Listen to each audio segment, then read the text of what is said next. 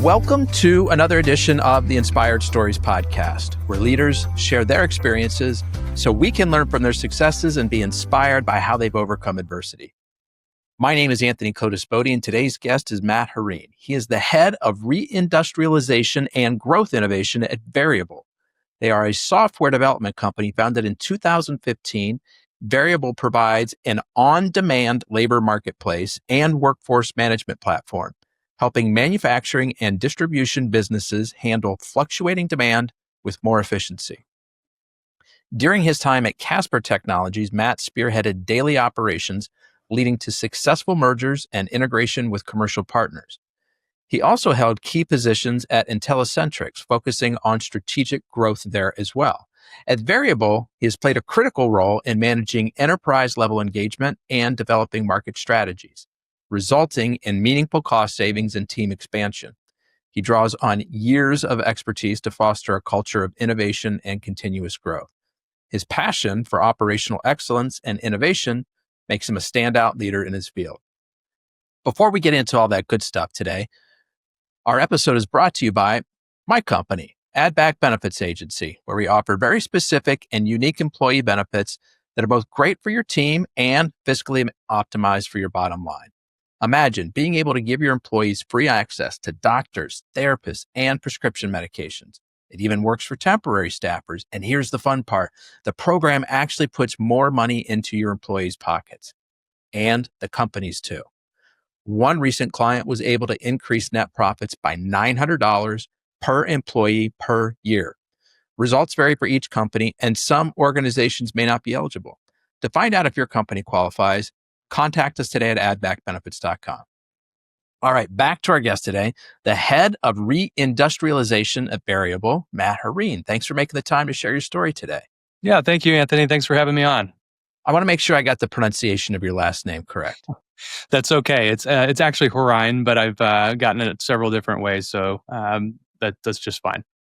Horine for those folks I know that already want to go and look him up on LinkedIn. Matt Horine. Glad we got it cleaned up. Okay, so tell us about the services you offer at Veryable, the non-staffing staffing firm. That's a really good way to put it. So, long story short, this is my second stint back at Veryable. I started with the company about 8 years ago in 2017. I was there from then until 2021, and I'm back because Veryable is very different than what you would consider a traditional staffing company or other marketplace company. We're very focused on a specific vertical, which is the umbrella term American manufacturing, but that covers warehouse, logistics, distribution, operations.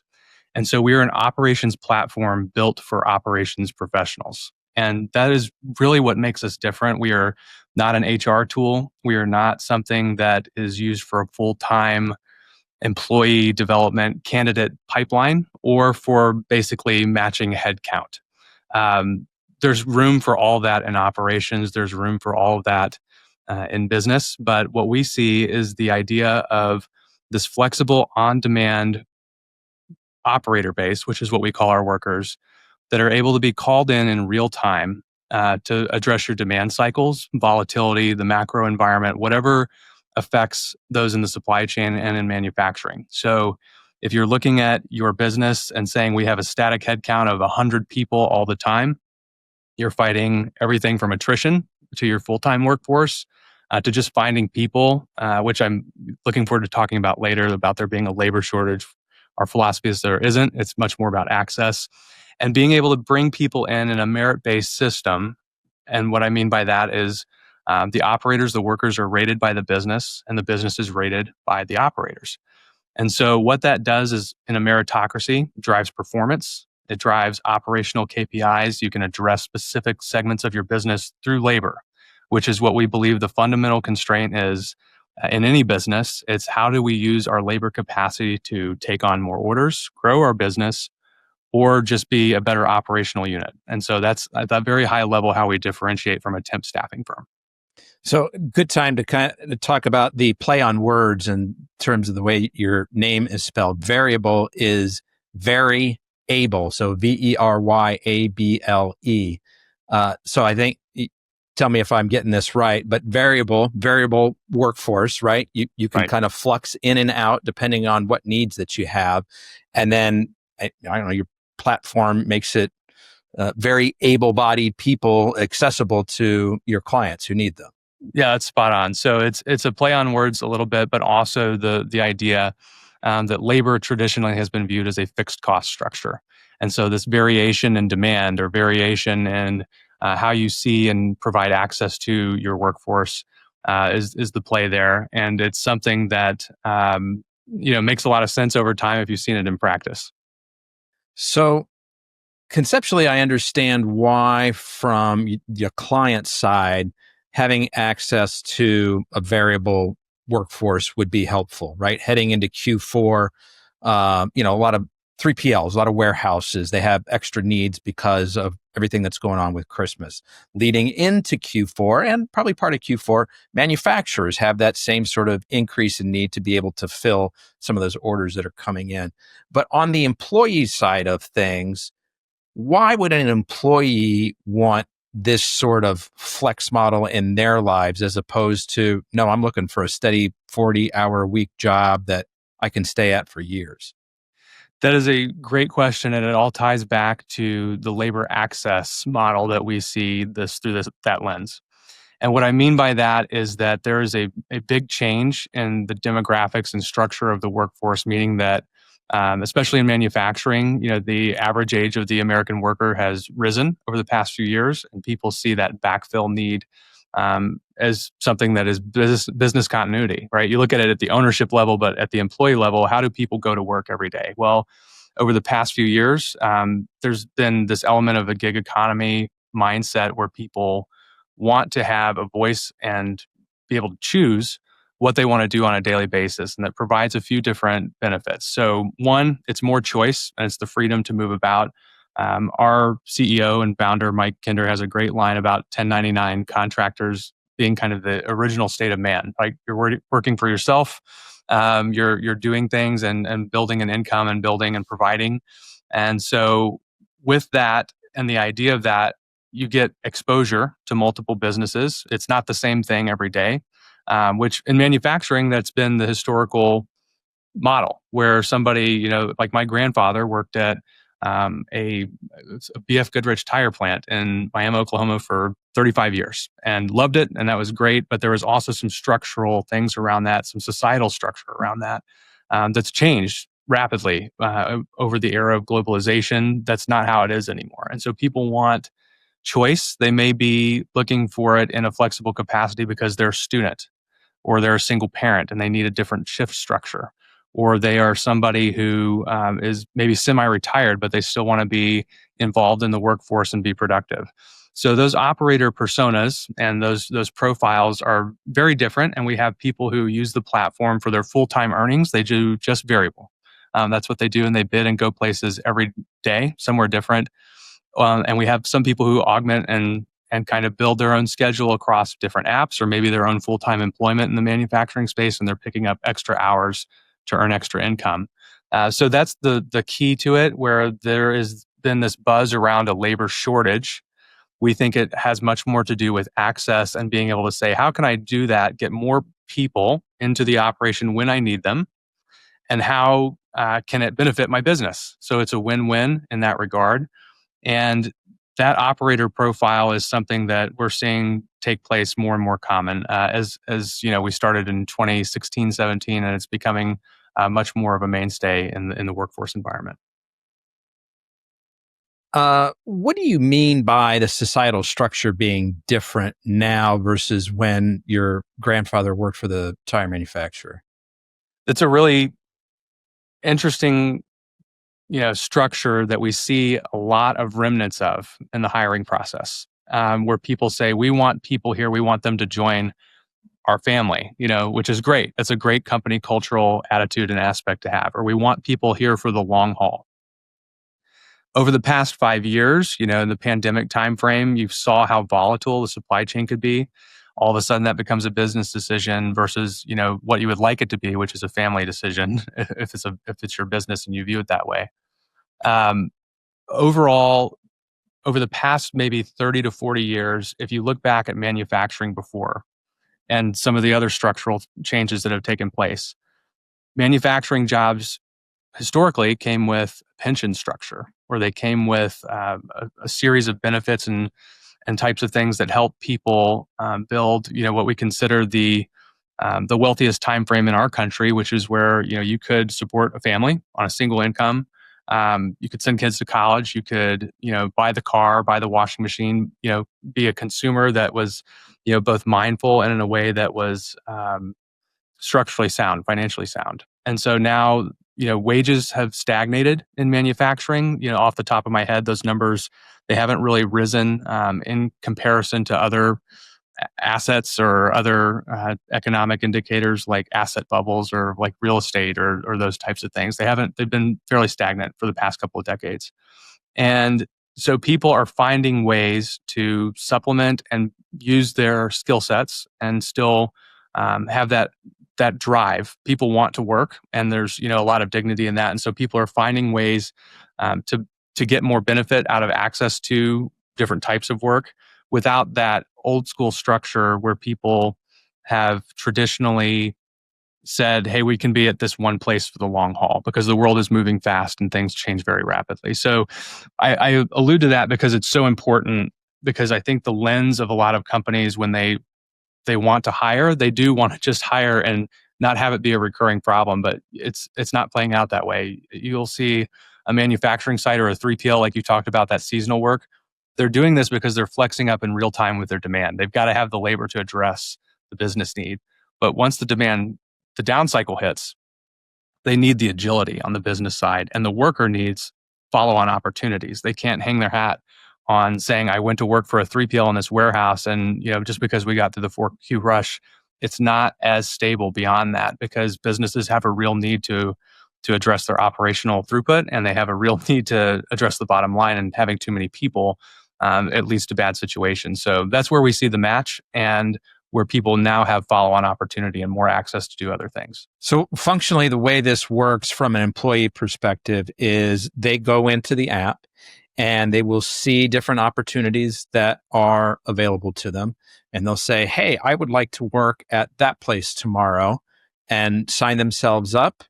And then they just show up for work the next day, and they get paid how often and from who, and what did I miss in this whole process? You're pretty much spot on. There's a couple of technical details, and I'll kind of work that process out. So what they do, if they work through the Veryable app, again, they're contractors, so they sign up. There's an onboarding process. So they go through a background check. They go through other onboarding features, basically set up their banking, do a couple of other things to where we facilitate that match in the marketplace.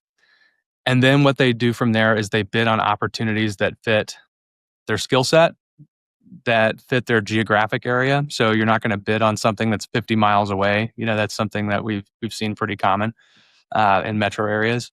And they're going to bid on places that have good ratings. So if your business does well and treats operators well and is a great place to be, they'll see that. They'll say, hey, this business is a 5-star business, or a 4.5, because my Uber rating's not a perfect 5-star. So we get the feedback game.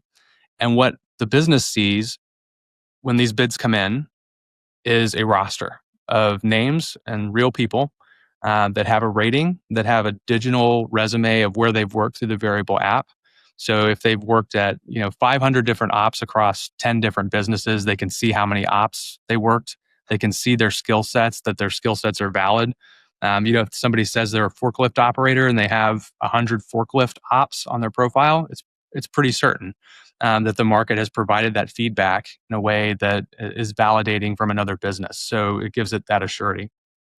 So that is the nature of how an operator would go about bidding. And what over time happens is we all have preferences. And so businesses build what we call your labor pool, which is a group of operators who are familiar with their business. And that business has said, hey, we'd like to call this specific person back on demand when we have it, the real-time draw, which lowers kind of the onboarding time and cycle. They're building the ark before the flood is how we phrase it. So they're able to draw on a group of people that are familiar with their business and constantly refresh that pool by bringing in new people through the app to basically rate them and say, hey, we want to add them to our roster. I've often compared it to like a farm team in baseball. Like if we had to call up somebody to the majors, we know what team they're playing for. We kind of know their general stats. We know, they're good at their position. Bring them in and address the demand. And so that operator, what they're doing from their vantage point is they're raising their hand. They're saying, I want to work at that time for that pay in that role. And that goes far beyond somebody who is just going to onboard and see how they like it. And then the company has sunk in, a month of onboarding costs and training, and it didn't work out. And for Veryable, if it doesn't work out, just end the op. And the operator will probably feel the same way. Quite frankly, you get a lot of honesty through it for an open marketplace where people say, hey, this isn't for me, or the business can say that with a little bit less structure around, I'm going to hurt my attrition numbers, or I'm going to hurt, my hiring perspective. So that's the difference. And so then is there a scenario in which your client, the company, the employer, to use the farm team analogy, they're like, oh, we really like these 3 people out of the 40 that worked here. We want to hire them full time. Here, Matt, let us pay you a fee because we're going to bring them in as a W-2. Yeah, it's a question we get all the time, and our answer on that is good luck. If you want to get married, that's fine. We're not a recruiting firm. We'll never send you a fee, and we've had people do that often. People say, I'm going to hire them, and then they're back on the platform. Both sides are back on the platform within about 60 days, because what the operator has lost is the flexibility. They got married and they have to be there for a standard shift. There's no flexibility in the schedule. All of a sudden, if they can't work a day, now they're taking vacation time. All that kind of buy-in goes out the window once you're an employee. Now, it has worked, I'm sure, in certain cases. For the business, what that does is if you've brought in, you've changed the arrangement with somebody you've grown familiar with and liked, you've changed the arrangement on them. And so now you're getting a different type of performance where it's back into that traditional employee category.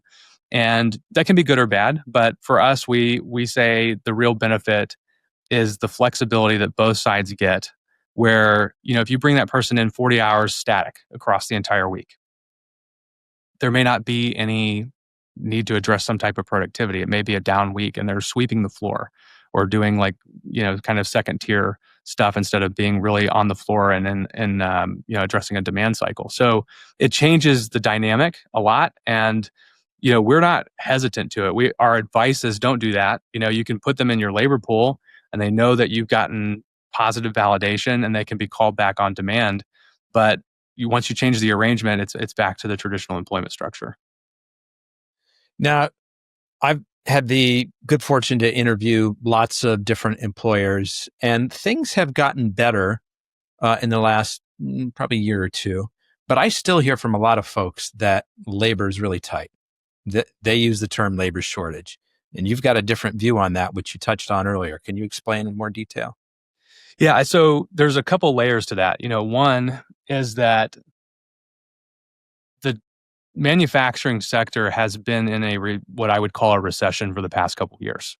There's been a lot of tap dancing around that on the national level. We don't want to call it a recession. We don't want to spook investors or Wall Street, or we don't want to, call things like they are. But if you've been on the shop floor, things have been very different. And the demand cycles are not what they normally are. You'll see some businesses that have a traditional seasonal rush. It's not there. But then something happens, a couple months outside of that, and all of a sudden they spike in demand. So that's one layer of it. And the second piece of it is the labor shortage. There's a lot of talk about talent and what people want people to do for them. And that is squarely putting something, in a neat little box that says, this is how it's always been.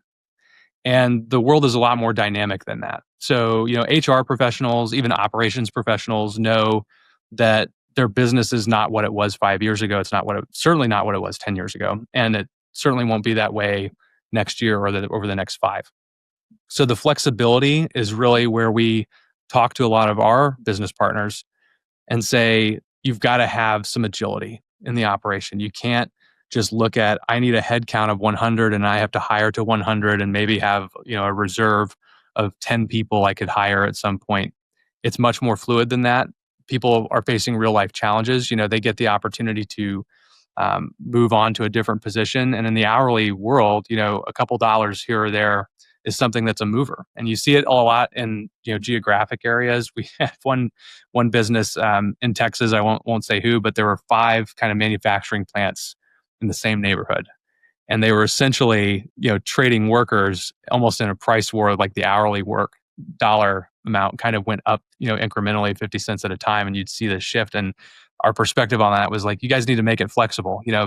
Post for it when you have actual productivity, address your demand, and you can pay them that. And then when there's not any work, they're getting it somewhere else in a totally different vertical. So we, again, I can't emphasize it enough. It's about access to the system. And for too long, people have been kind of boxed out by that 40-hour work week where they're punching their time card. It's way more dynamic than that. And so it's a lot of fun. One other thing, that I should add here, it's a huge opportunity to upskill. Huge opportunity. And people, one, when we talk about worker shortage, it may have to do a lot with labor utilization. If you're bringing a welder in, people will tell me all the time they can't find welders or they can't find CNC machinists. They've got some on staff, but they need more. How much time under the hood is that welder actually doing his job? I've been into a lot of shops where they're not. They're loading, they're prepping, they may be sweeping the floor, they may be helping load a truck. That's a welder. That's a high-skilled person who has been kind of farmed out to take care of things around. They want to stay busy, and productive.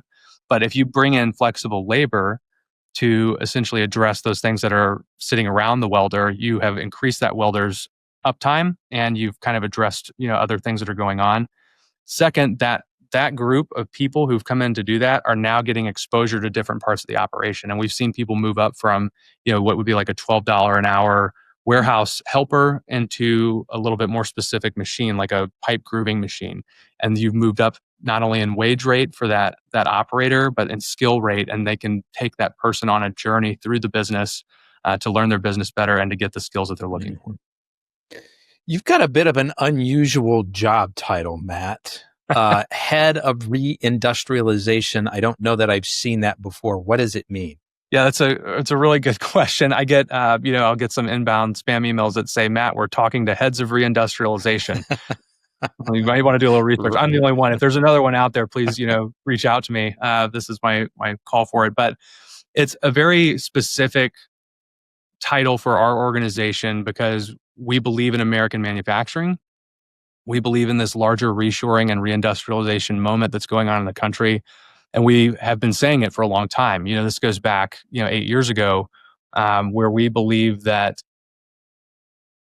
the United States should be building our industrial base from the position of it's a national security issue and something that starts on the shop floor. So the capabilities that we see in manufacturing, this is, goes, a lot of the reindustrialization talk that we see is specific to the defense sector or something bigger like advanced manufacturing. It's the shop floor, it's suppliers, it's people who are trying to make and build here.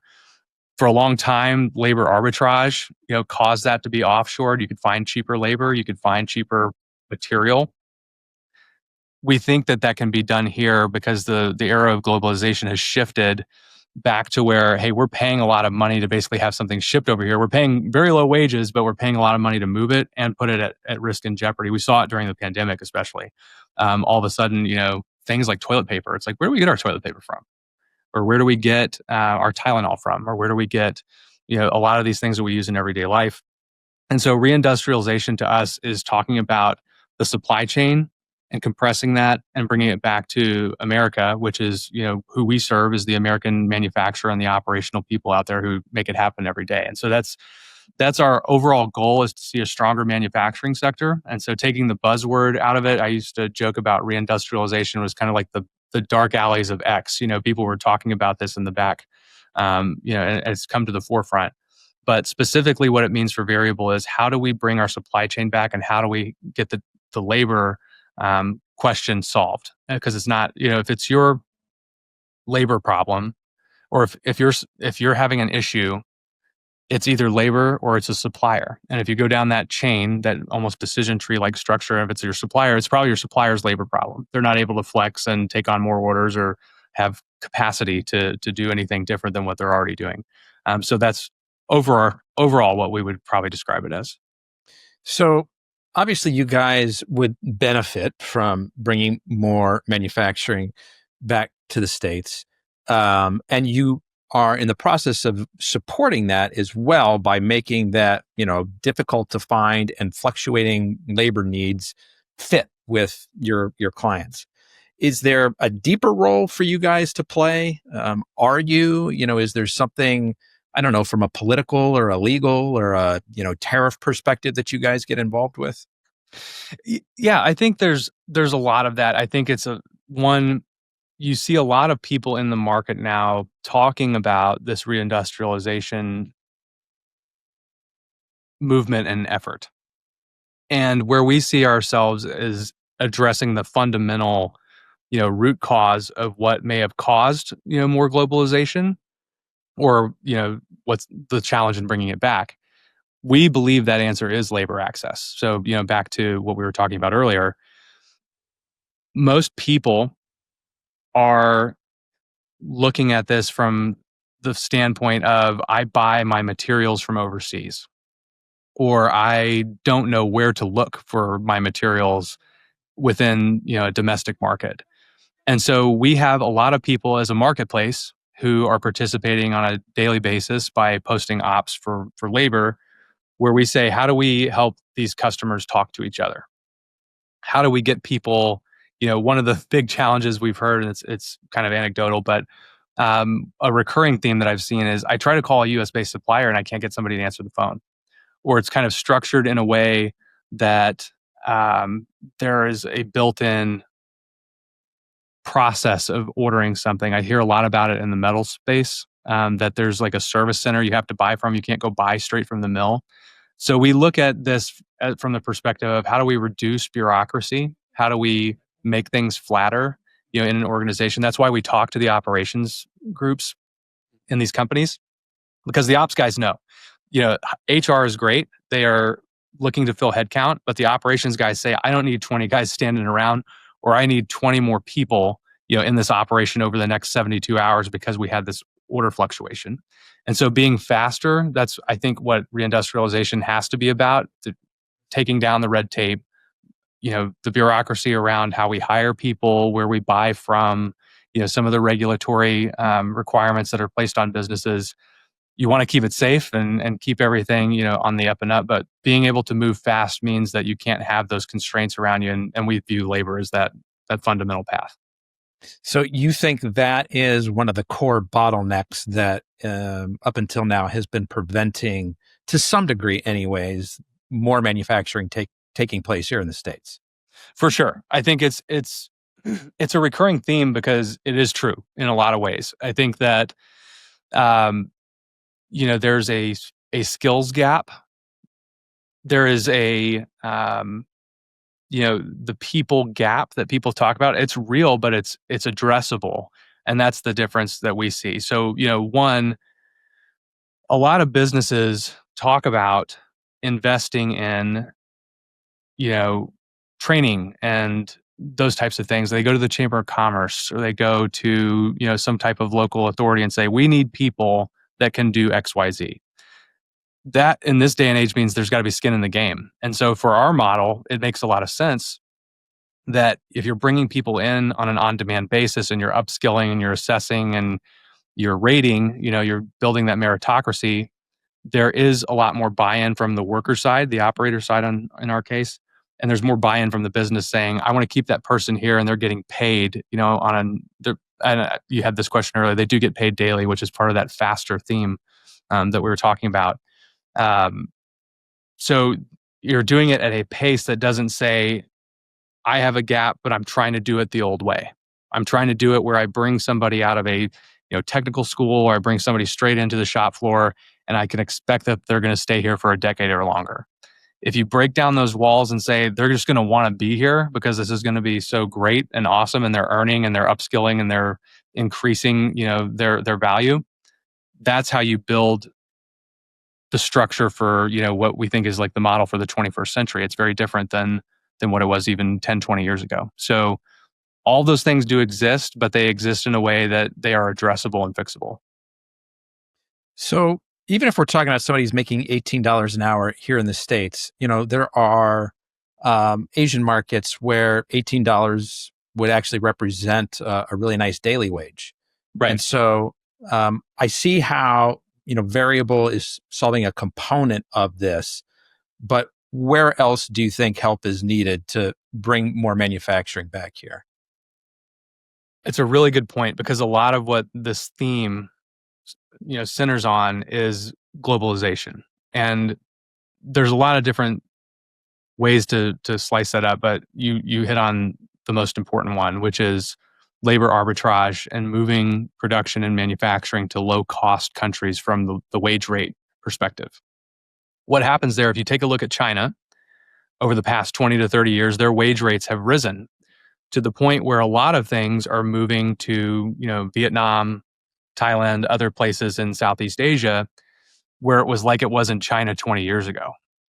And the ultimate problem with that is that, one, in China's case particularly, you are building the economy and infrastructure around what we can perceive as a geopolitical foe. I don't want to, point fingers or do anything like that. But what I mean by that is that they have a goal for the 21st century to be, a superpower, which, they are there or they're near there. And we helped build that by outsourcing our own industrial capacity. And what's happening now through tariffs, which are just levers to pull, to basically, flatten in a reciprocal way, trade back and forth. You're seeing people move out of China to go to third-party countries, and they still may be running things through China, but it's going to other countries and coming back to the United States.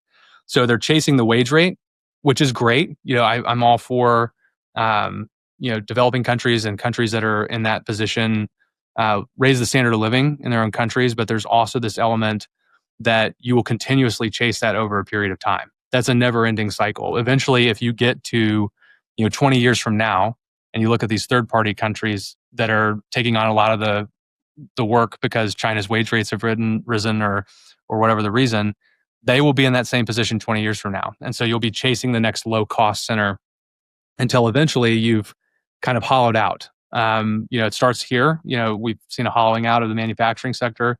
It will happen in China. It's just a matter of time and cycles, and then it will happen in the next place. And so what you do by that is you look at our industrial base and you say, how do we do this in a way that increases productivity of the worker? It maintains a standard wage rate, and it helps the business in a way that they can take on more business and have some type of continuity where they're highly productive and where they're paying a good wage to workers in the manufacturing space. And that's a good example of that is textiles. Textiles over the past 30 years have become what I would consider in the US 10 times more productive than they would have on machines from the 80s or 90s. And that means, for every 10 workers, maybe there's one or two workers, but those one or two workers are maintaining the wage rate of, $25 an hour or whatever the current number is. And so you build that out by building more of that. And so there's more of it, which increases, I don't hate to point to GDP, but you rebuild the textile industry. It's not as many jobs as it was before because there's not 100 workers sitting on the floor at the sewing machines. There are 5 to 10 highly productive, highly skilled workers who are making a good wage and turning out product that is of the highest quality. And so that is kind of how you rebuild the structure, going forward. It's never going back to the way that it was. It was chased to China for that reason, because the wage rate was low and you could have 1,000 workers on the factory floor.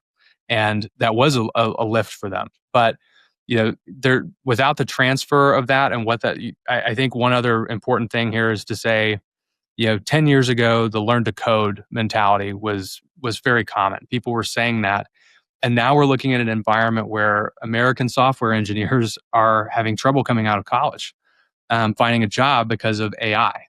So you kind of say this thing of the past, it's not going to be that way anymore. You have to learn to do this. And the time cycle is getting shorter. That was 10 years ago. And we're now in a position where AI is doing, XYZ, and we have software engineers that are having trouble finding work. So you have to build these things to last, and you have to build them in a way that increases the productivity of American businesses and pays for the worker. Okay, let's stick a pin in that. We may come back to that topic, but I want to better understand how it is you guys approach your own growth. I'm assuming with your model, it's sort of a chicken egg. Like you want to go, from Houston to, I'll make it up, Austin. We want to be in the Austin market now. And maybe you guys are already there, but you need obviously a client base there, right? You need one or more manufacturing, 3PL, warehouse companies. And then very quickly, you need to find the labor to help support them. So talk to me about how you approach that process of identifying new markets and how you go in there. It's a very interesting dynamic because it's a dual-sided marketplace. The fundamentals of supply and demand apply here. So like in most places in life. So if I were to go into a market, one, we view a geographic market as something that has to be supported by a team. It's supported by people who are helping operationally coach businesses on the way to do this. This is not a B2B SaaS concept. It's not something that you're going to call, a call center as a business and hope to get an answer on how you work, your operational platform through Veryable. You have to have people who know the market. A good example of that is Detroit, famous for being automotive. Houston, famous for oil and gas. You look at those kinds of sectors, the fundamentals of manufacturing still apply. And what I mean by that is that type of work, you have to build layers to it where the operator, the worker has choices where they can bid on work. And the businesses have to have peers in the market that are also participating in it in order to build it up. So if I'm a business and I'm posting and I'm getting all new operators all the time, I'm the initial assessment every time on that person.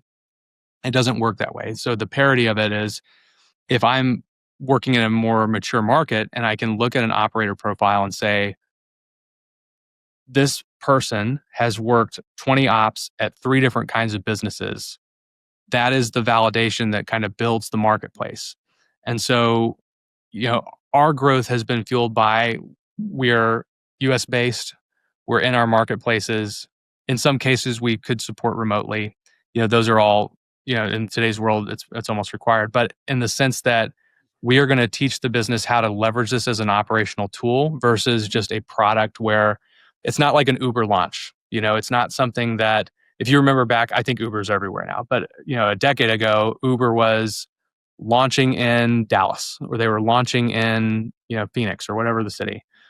They were doing that and they were supporting all of it from probably their San Francisco headquarters from a bigger capacity, but they had to have just drivers and supply in the market. Businesses are local.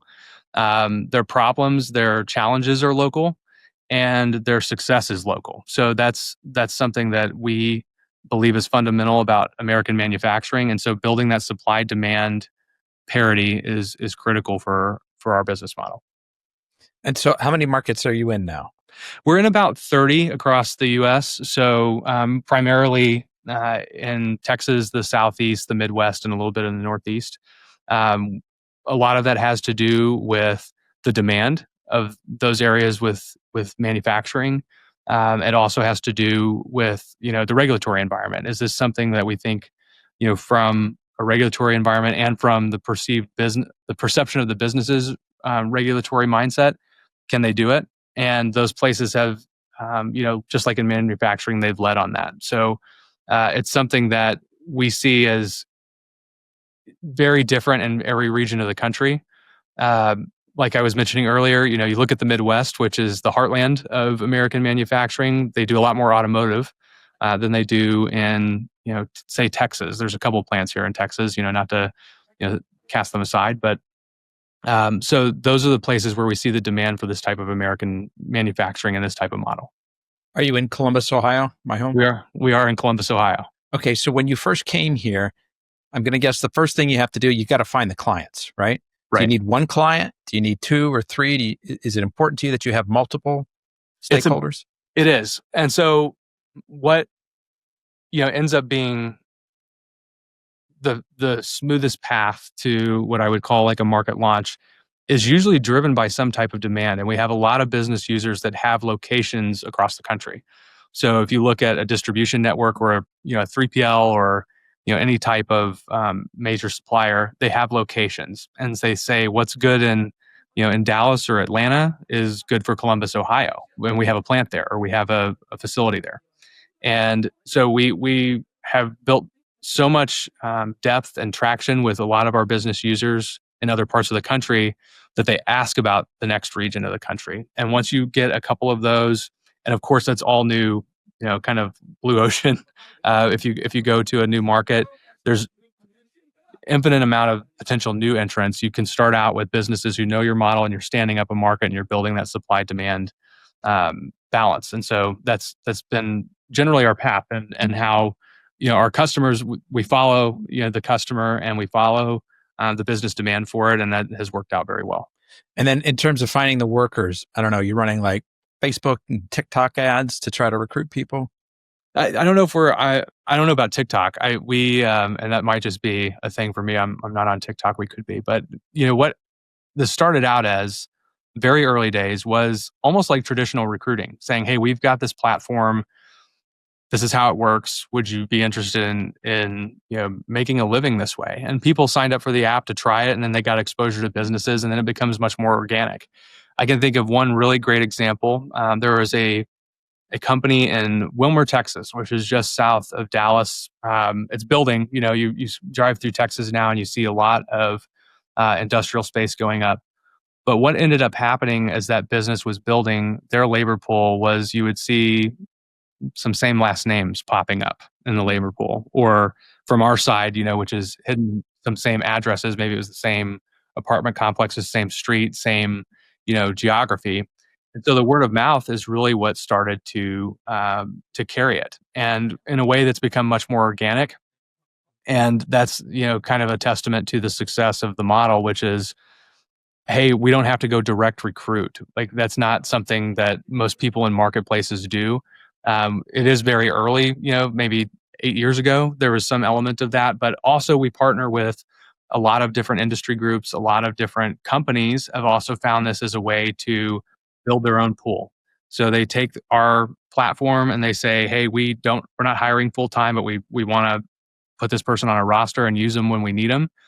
That's a way to bridge the gap and address that productivity that we were talking about earlier. So it's very fluid on the operator side. We see people come in, kind of exit for a little while. Maybe they went back to full-time employment, but they'll come back. And so it's very dynamic. What are the regulatory hurdles that might keep you out of certain markets? There's two ways to answer that. One, I think from the business perspective, it's something different. So we do see a lot of businesses say, is this for us? Is this something that we could do? The answer is yes. And, it just kind of requires a different mindset. From the regulatory side, just like a lot of other, companies have maybe found some challenges in over-regulated environments. And I say that, I love those places. I've been there, traveled to some of those places. But if you look at, California, Illinois, maybe New York, maybe some others, you've seen it in the news with things like Uber or with Lyft. They see this as kind of like a displacement of a traditional structure.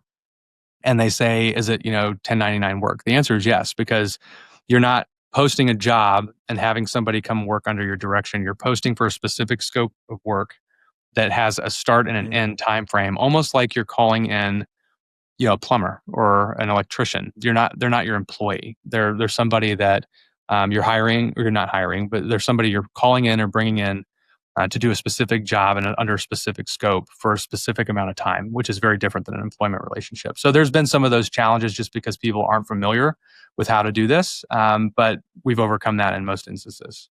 Okay, so I understand what you're talking about. Yep, like Uber and Lyft, lots of discussion, disagreements over whether folks should be considered full-time workers, if they should be a W-2, which opens up a whole can of worms in terms of, benefits and other things. And so the states that you would stay away from for the moment, anyways, are the states that, kind of have legislation that's not so friendly to this discussion. So given that most of your operators are 1099, they're getting paid directly from your client? So the way that works is that our model, because they get paid daily. So if they work today, they're going to get paid tomorrow. That's bank processing time. Um, and that of course can be adjusted by the business up or down if they worked more or less.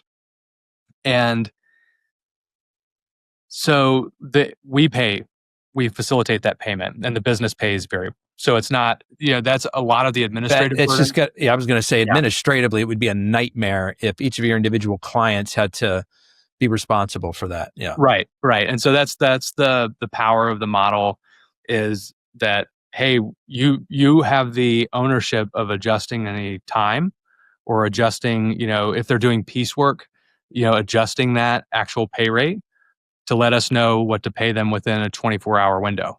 And so that's the ownership component of this. Is if I'm an operations manager and say I wanted to pay somebody more, which is often what is the case, I need to adjust that up so that my operator gets paid. And then Veryable facilitates that payment, and the businesses pay Veryable. Matt, on this show, we always like to ask our guests about a particular challenge that they've overcome in their lives. And for most folks, it's a specific event. I think for you, it's something that's more ongoing, that you are addressing on a regular basis. Can you walk us through what that is and how you approach managing that? Yeah, it's something that I think about probably every day in a lot of different ways, and I think a lot of people do too. It's the idea, I think, that there's a buzzword around it called imposter syndrome. And people don't think, they should be where they're at, or they should know or that they know what they're doing, right? And the more I've gone on in my career, whether it was my time in the military, or early on in my career as an ops manager or somebody, there were many times where you say, I don't know what I'm doing.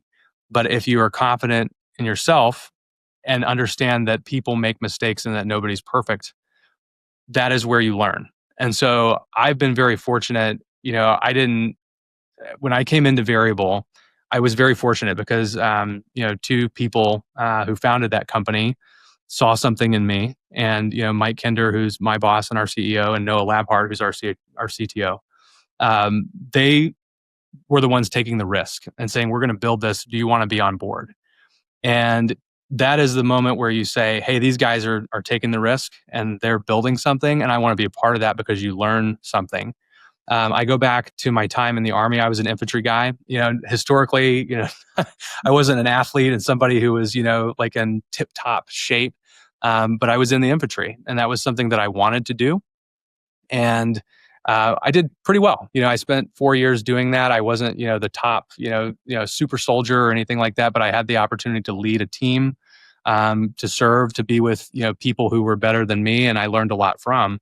And so you take that, all those experiences into play, and you say, how do I use that experience to build on to the next one with the fundamental truths that I learned? And some of those fundamental truths include, if I work hard, if you're honest, and if you are looking to do the best for the people around you, most of those things work out, pretty well with business performance, or they work out really well in your daily and personal life. So, I've been at startups. I've been at places where, is this thing going to work? I've been at a business where maybe you take something on and it wasn't what it was written out to be. I've been in a particular situation where the financials of the business were not what they were reported to be.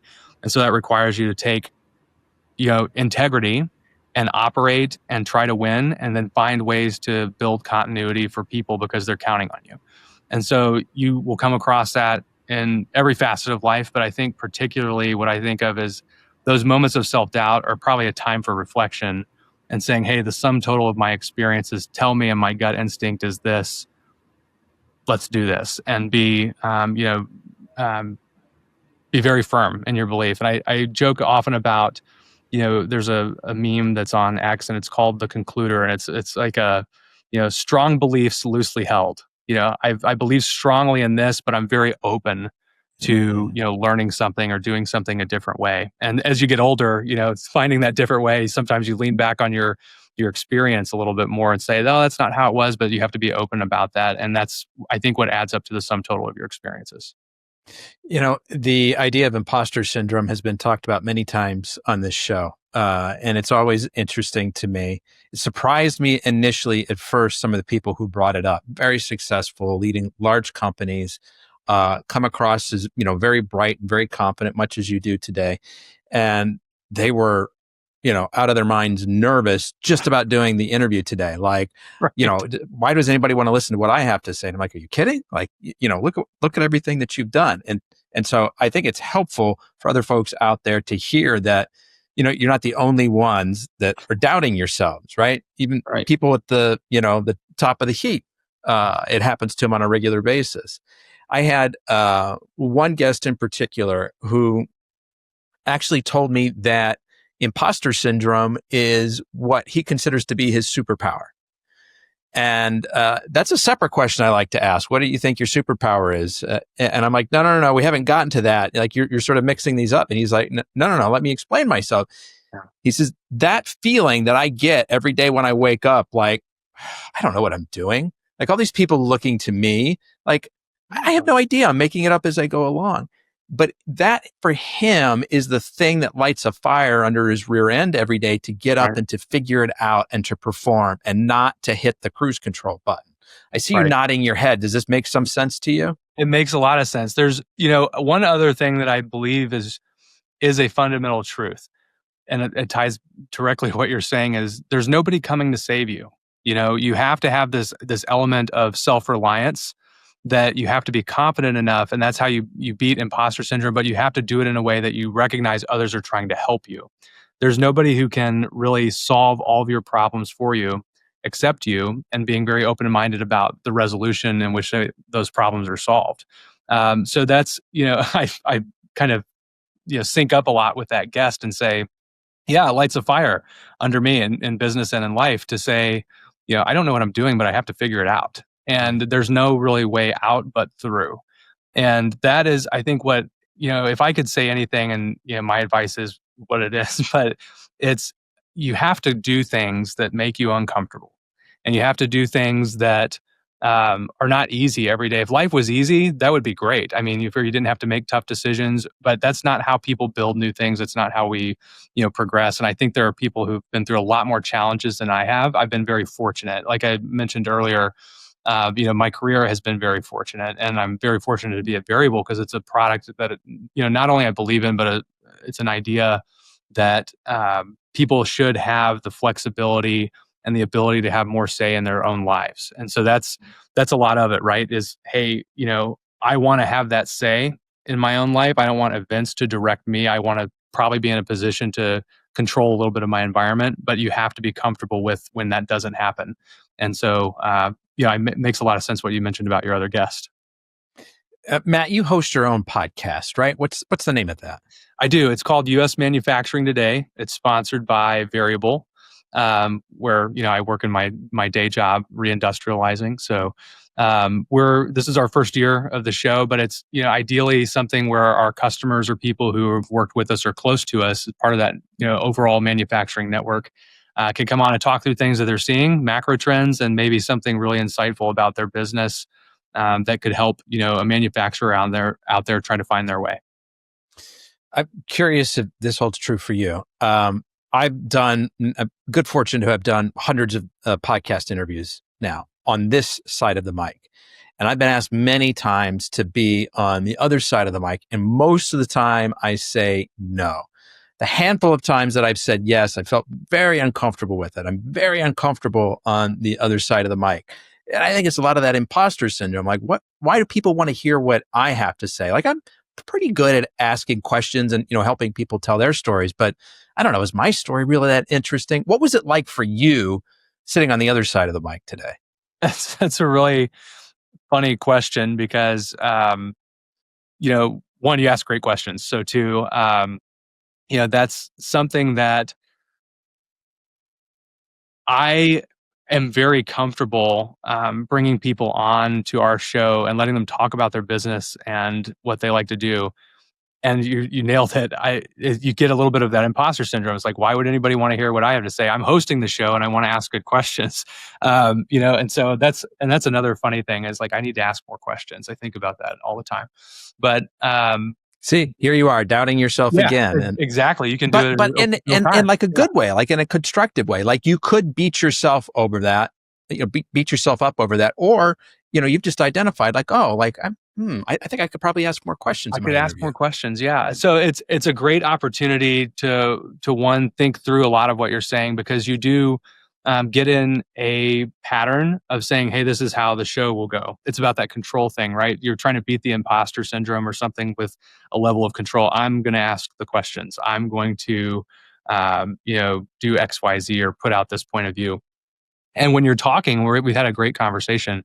A lot of things come out that maybe are a little bit more free form, and they were top of mind, and that's the good stuff that comes out. And I always tell people, I don't know about you, but I always wish I'd left the record button on, a little longer than I did, because sometimes people let it all out after the end. Hopefully, I've left it all on the field today, but it's a good thing to change up every once in a while. What's something fun you like to do outside of work, Matt?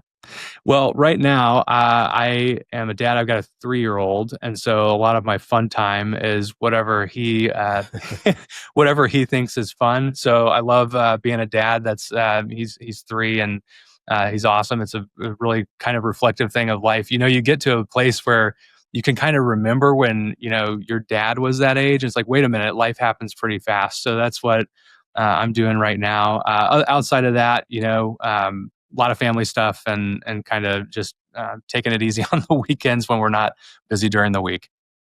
All right. So here's another question I'd love to ask. What is your superpower?